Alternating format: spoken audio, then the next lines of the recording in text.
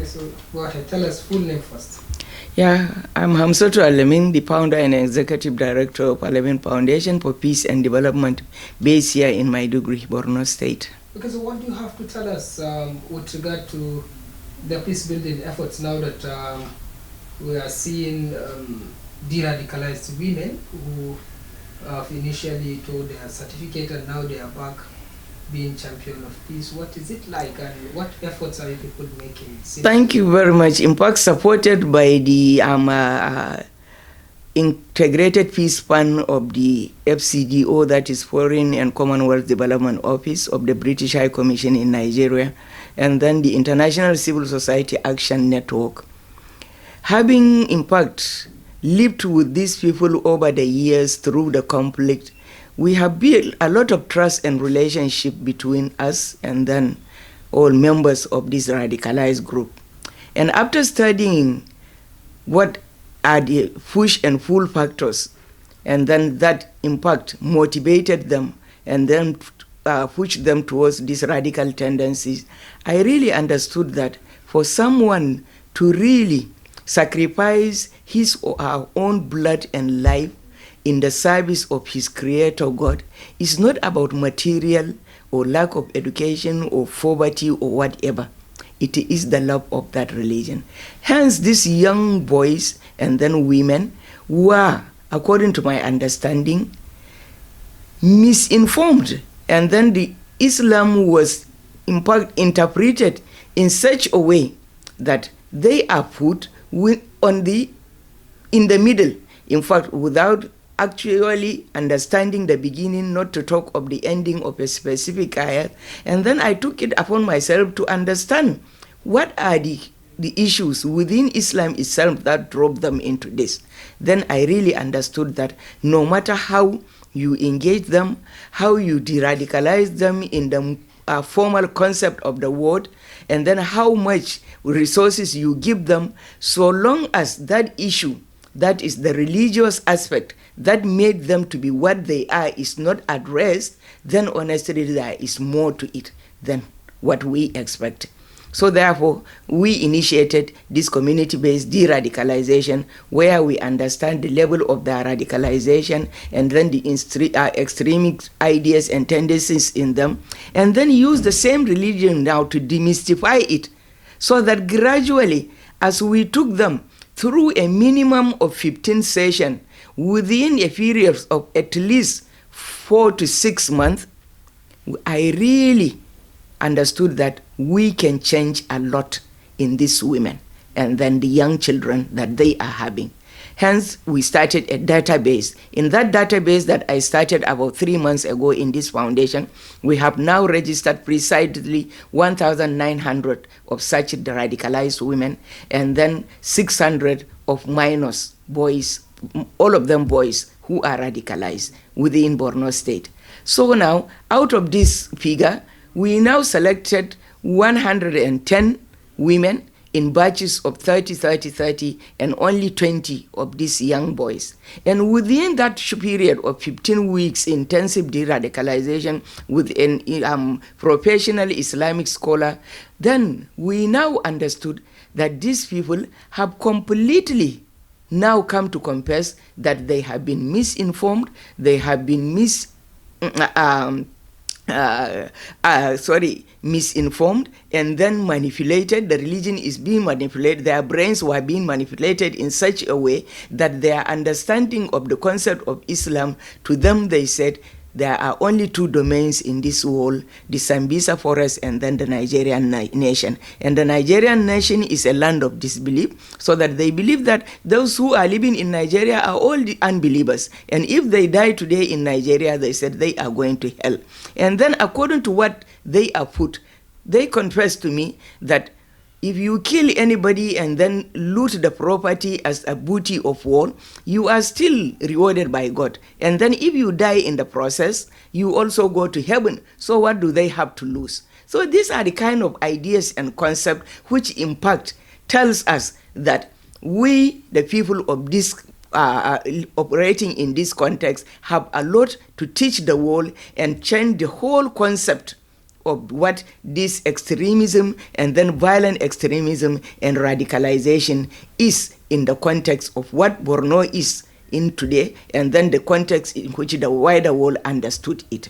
Hence, with our engagement, I tell you, out of the 120 women that we took to pilot test, in fact, we have achieved 95% success.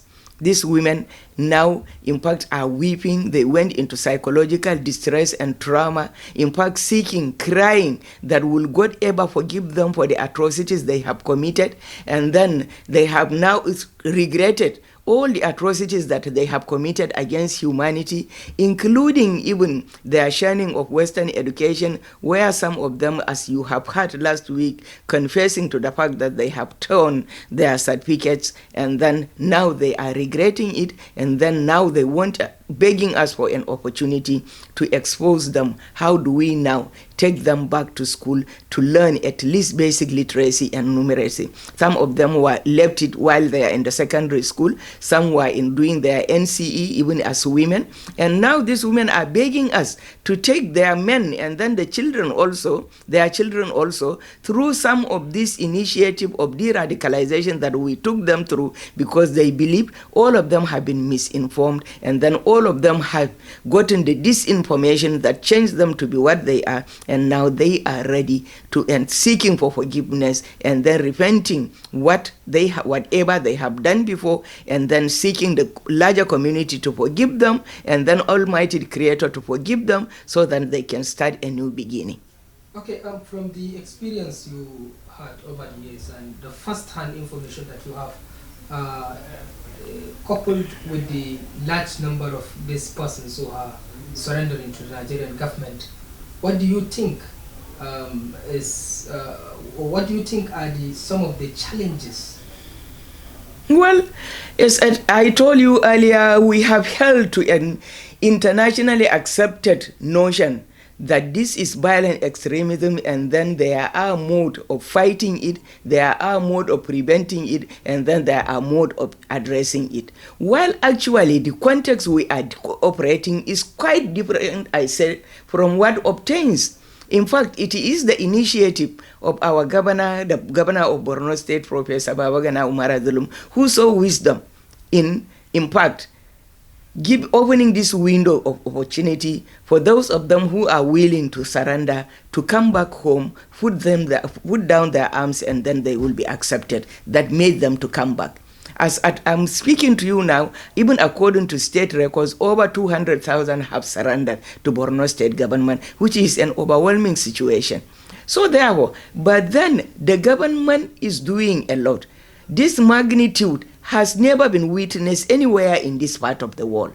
And then what do you even do? It is an overwhelming situation, what to actually do. And then by nature of these people, going into their psyche, understanding what made them to be what they are is very, very key. Government has done its own. That's why, in fact, we members of the communities, as scholar community, as practitioners, as activists and others, all of us and our community leaders and religious leaders, all of us have to come in and bring in our word. These are children of the communities, born and brought up in our communities, whose parents we know and then live with. Therefore, they are all our own children. So therefore, if something gets wrong, it's not the responsibility of government only. They should not be allowed to government only to battle with the situation.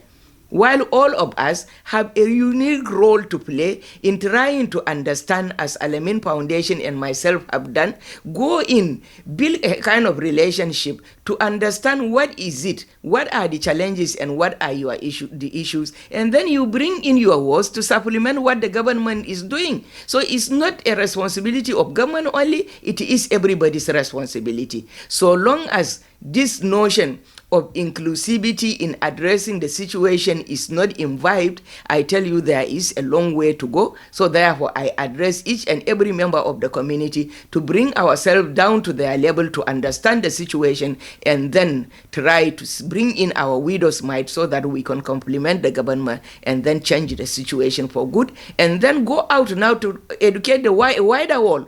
violent extremism, as it is called, is not about fighting it with arms, firearms, and then guns, bombs, and everything. No, it is an intellectual thing, and that intellectual thing have to be countered or even stopped or prevented intellectually, using the intellect, using logic, and then in Islamic history, and then the knowledge of Hadith, Sunnah, and then the Quran itself, and then the knowledge of that is the stand of scholars in history of Islam, because it's not a new thing. Yes, even before the Islam, the whole Muslim community was living in the chaotic situation. But after Islam came, wars were fought. But then eventually, rather than the war, it was this persuasion, it was this dialogue, it was such intervention that they changed the whole face of Islamic expansion and made it what it is. So therefore, we in Borno have this challenge where, since this is the epicenter of the insurgency, we the people of Borno have to now come up proactively with a solution to it, and then try to educate the world and then expand it to the larger world to really understand that this is the context we are, and that this is where we are coming from, and this is how it should be. Thank you so much. Thank you.